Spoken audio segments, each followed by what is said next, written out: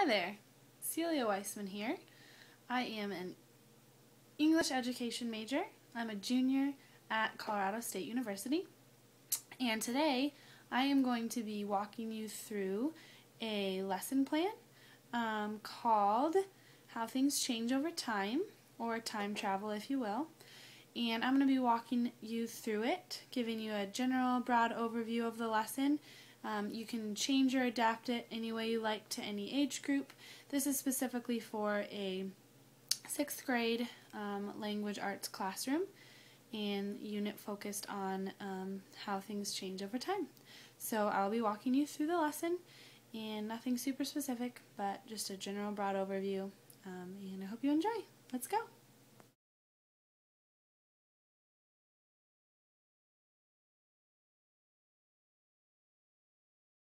So to begin with an introduction, I'll allow the students to kind of place themselves in the setting. Make sure you begin by telling the students that that new unit is based on how things have changed over time. Specify what progress means, forward or onward movement toward a destination. Spend some time asking the students if they think things have changed from 100 years ago, and let them think about that and talk about that for some time. The story that the kids will be using is called The Fun They Had. It is basically a letter or a story written by someone in the future, reflecting on the past and thinking about what it was like to be a student in the past. Give each of the students a copy of the story, and then tell the students that if they ask any of them to read aloud if they want. If they're good readers in the class, allow them to read, and then spend some time reading yourself so that the students can hear what it sounds like to read well. So dole that out if the students want to read out loud, and begin reading together. After you've read through the story, make sure you gather the class attention back to the idea of futuristic ideas. Give some time to process the story, explain what it is, ask if they've found any ideas, if they found cues as to where and when this story is taking place, kind of the setting and the ideas.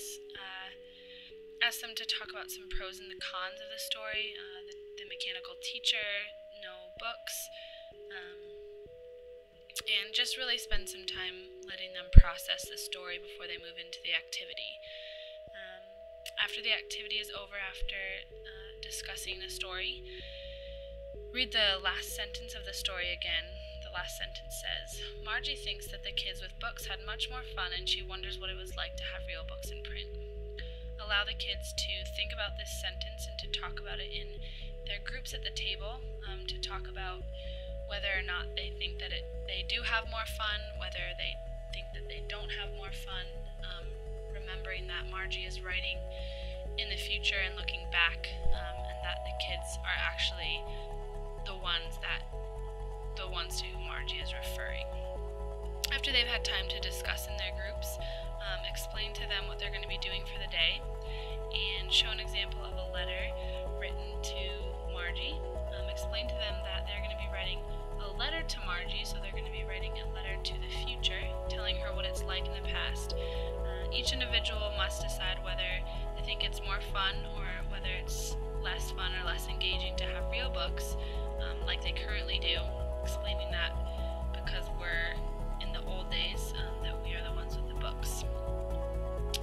Then, after they've decided whether they agree or disagree with what Margie thinks, they must use 3 reasons why or why not they believe what they believe to support their claim. So they must have 3 pieces of evidence to support their claim, why they think it's good or bad. And then, before they begin writing a letter, go over some salutations and some endings to letters, just to kind of set them in place to understand exactly what they're doing.